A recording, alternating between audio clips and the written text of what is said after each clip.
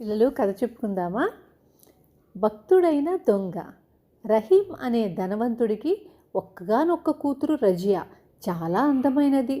రహీంకు గల ఆస్తి 10 తరాల పాటు తిన్నా తరిగేది కాదు. రహీం దైవభక్తి గలవాడు. అతని దినచర్య 5 పూటలా నమాజ్ చేయటము, ఖురాన్ చదవటమును. అల్లా పేరిట తన ప్రాణాన్నైనా ఇచ్చేటంతటి దైవభక్తి కలవాడతను. రజియాకు యుక్త వయస్సు రాగానే ఎంతోమంది ధనవంతులు ఆమెను వివాహమాడేందుకు ప్రయత్నించారు. కానీ వారిలో దైవభక్తి కలవాడు ఒక్కడూ కనిపించలేదు రహీంకు. ఆయన తన కుమార్తెను దైవభక్తి కలవాడికే ఇవ్వాలని నిర్ణయించుకున్నాడు. ఒకరోజు రాత్రి రహీం భార్య సుల్తానా తన భర్తతో, చూడండి, మన అమ్మాయికి ఎన్నో మంచి సంబంధాలు వస్తున్నాయి, ఎంతోమంది ధనవంతులు వస్తున్నారు, కానీ మీకు ఒక్క సంబంధమూ నచ్చలేదు. ఇలా అయితే అమ్మాయికి వివాహం ఎలా అవుతుంది అని ఎంతో దిగులుగా అన్నది. పిచ్చిదానా, మనకు కావలసినంత ధనం ఉంది. మన అమ్మాయిని ధనవంతుడికి ఇవ్వాలన్న కోరిక నాకు లేదు. బీదవాడైనప్పటికీ బుద్ధిమంతుడు, దైవభక్తి కలవాడు అయిన వాడి కోసం చూస్తున్నాను. అల్లా కృప వల్ల నా కోరిక ఫలించకపోదు అన్నాడు రహీం తన భార్యతో.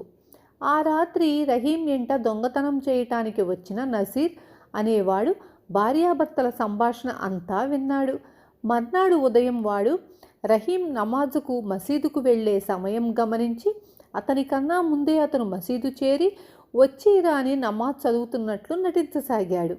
రహీం తాను మసీదుకు వచ్చినప్పుడల్లా ఆ దొంగ ఎంతో భక్తితో నమాజు చేస్తుండటము, మసీదులోనే పడుకుంటూ ఉండటము గమనించి, నసీర్ను, మీ దేవురు నాయనా, 10 రోజులుగా నువ్వు మసీదులోనే గడపడం చూస్తున్నాను అని అడిగాడు.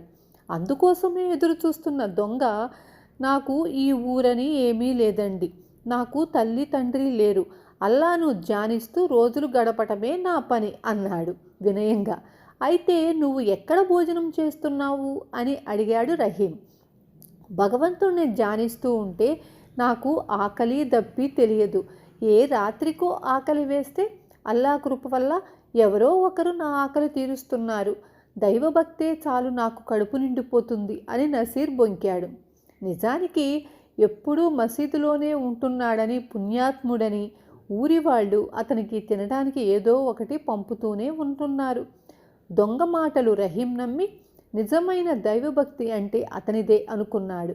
ఇంత చిన్న వయసులో ఎంత దైవభక్తి, పైగా అందగాడు, బుద్ధిమంతుడును. అల్లా కృప వల్ల ఈనాటికి నా కోరిక తీరింది.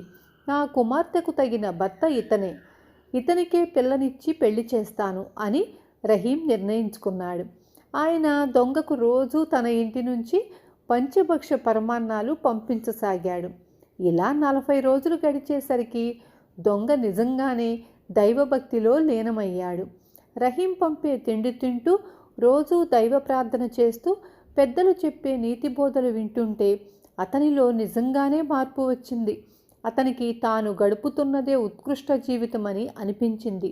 అతను తాను చేసిన దొంగతనాలు, పాపాలు తలుచుకుని ధ్యానంలో ఉన్నప్పుడే ఏడ్చేవాడు.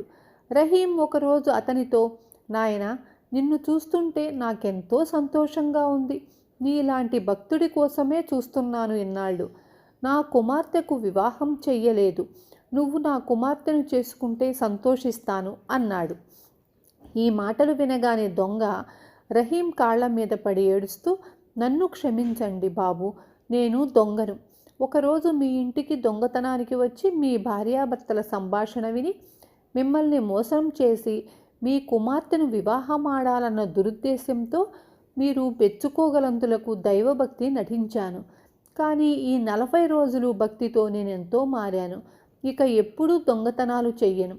కష్టపడి జీవిస్తాను. నా జీవితమంతా అల్లా సన్నిధిలో గడిపేస్తాను. మీ కుమార్తెను నేను తగినవాణ్ణి కాను. ఆమెను పెళ్ళాడాలన్న దురాశ ఇప్పుడు నాకు లేదు. మిమ్మల్ని మోసం చేసినందుకు నాకు మీరు ఏ శిక్ష విధించినా అనుభవించటానికి సిద్ధంగా ఉన్నాను అన్నాడు.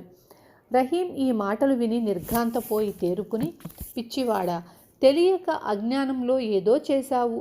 పాపం చేస్తే భగవంతుడు క్షమించాడన్న జ్ఞానం ఇప్పుడు నీకు కలిగింది. అల్లా నా కుమార్తెకు కొరకే నిన్ను పంపాడు. మీ ఇద్దరికీ నేను వివాహం చేస్తాను అన్నాడు. రజియాకు నసీర్కు అతి వైభవంగా వివాహం జరిగింది. నసీర్ నిజాయితీగా ఉంటూ మామకు తగ్గ అల్లుడు అనిపించుకున్నాడు. పిల్లలు, కథ విన్నారు కదా. రేపు మళ్ళీ ఇంకొక మంచి కథ చెప్పుకుందాం.